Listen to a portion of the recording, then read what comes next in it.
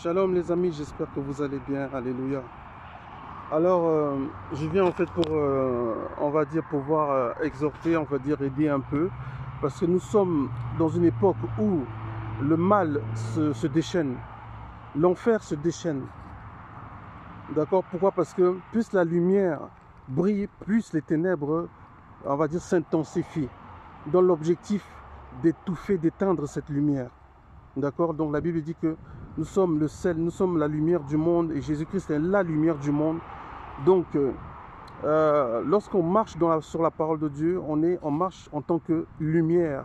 Et le diable veut éteindre ça au travers les plaisirs de ce monde, les convoitirs, les choses de la terre, le matériel, afin que les églises deviennent des églises de prospérité, des églises de, on va dire, de fortune. Pourquoi? Pour que les chrétiens deviennent des chrétiens, je dirais, matérialistes. D'accord? Donc, c'est pourquoi c'est important de faire attention, de ne pas s'attacher aux choses de ce monde. Parce que le but de l'enfer est que vous aimiez plus l'indépendance. L'indépendance, c'est quoi? C'est de chercher à faire ce que vous voulez faire dans la vie. Oh, je suis chrétien. Oh, maintenant que je suis libre en Christ, je peux faire tout ce que je veux. Voilà l'esprit que, on va dire, que les ténèbres veulent que vous ayez. D'accord? La liberté. D'accord? Donc Dieu nous appelle à la liberté. Mais pas une liberté à faire ce qu'on veut. D'accord? Donc la liberté, c'est de chercher à obéir aux lois de Dieu. Amen. C'est de chercher à obéir vraiment à ce que Dieu nous a dit. Donc c'est pourquoi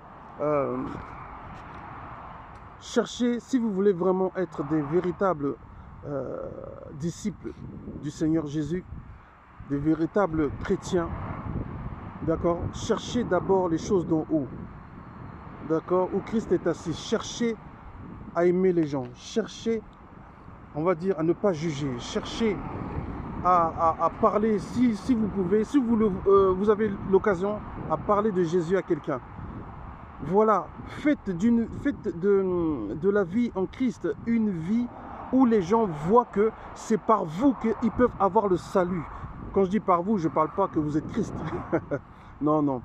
J'ai dit en fait que, voilà, par votre attitude, par votre façon d'être en Christ, les gens voient que, voilà, lui c'est un chrétien, c'est une chrétienne. Cette personne a la possibilité de me montrer le chemin de vie, le chemin où je pourrais rencontrer Dieu, rencontrer le Seigneur Jésus. Amen. Donc c'est important d'exprimer le cœur de Christ, l'amour, la joie, la paix. C'est vrai que l'ennemi, le Satan, veut toujours qu'on ait de l'amertume, de la tristesse. Ça, c'est des moments dans la vie que la Bible appelle, c'est des moments de mauvais jours. Mais on doit rester focus, fixé sur l'esprit positif de Dieu et de se dire, voilà, Seigneur, je me sens mal, je me sens pas bien, voilà, fais quelque chose, voilà quelque chose, voilà, en fait avec vos mots, avec vos propres mots, d'accord? Donc l'essentiel c'est que vous ayez dans la conscience que le Seigneur Jésus-Christ vous voit tous les jours de votre vie et que ce n'est que par lui que vous pouvez obtenir, on va dire, faveur. Je ne dis pas obtenir fortune, gloire. Non, si ce n'était que l'argent, tout chrétien serait riche. Vous voyez ce que je veux dire? Si ce n'était que l'argent, tout chrétien serait riche. Donc c'est important de comprendre que le christianisme, c'est la façon de se comporter, la façon de vivre la foi. Ce n'est pas l'argent, le succès, tout ça, le monde peut l'avoir facilement. Le monde a le succès, le monde est riche. Bill Gates est riche. Les créateurs des réseaux sociaux, ils sont prospères. Mais est-ce qu'ils évangélisent? Est-ce qu'ils ont Christ? Est-ce qu'ils parlent de Jésus? Ben, à quoi sert? La Bible dit à quoi sert de gagner le monde si nous perdons l'âme? Vous voyez? Donc c'est important, frères et sœurs, de comprendre ça. Pourquoi? Parce que les vrais disciples de Jésus sont persécutés. Il faut comprendre que vous serez persécutés.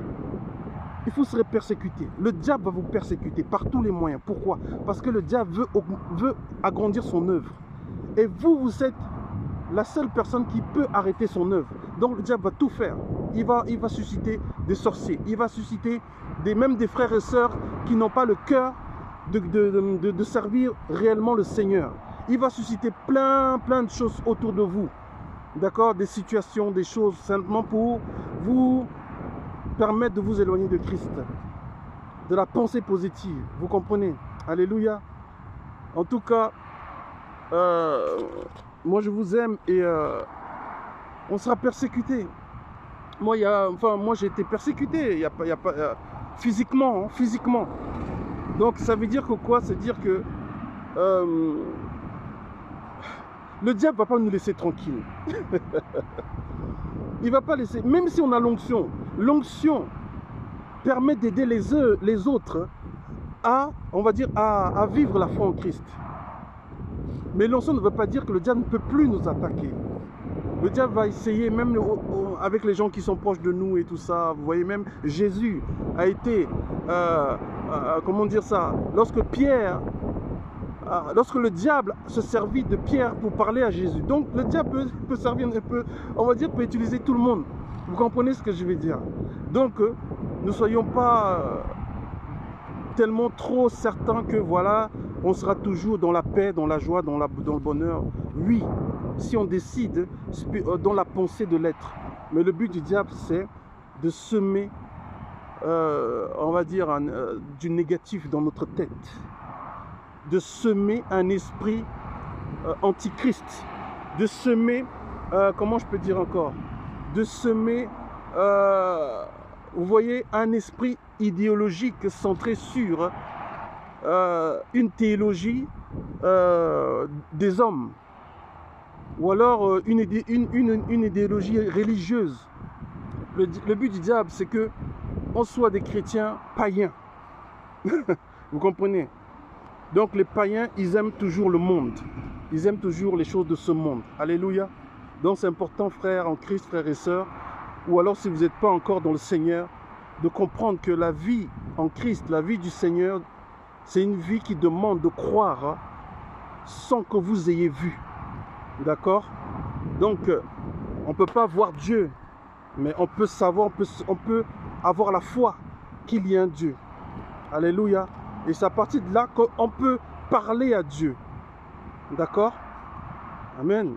Que Dieu vous bénisse. Bisous. Shalom à vous. Je vous aime.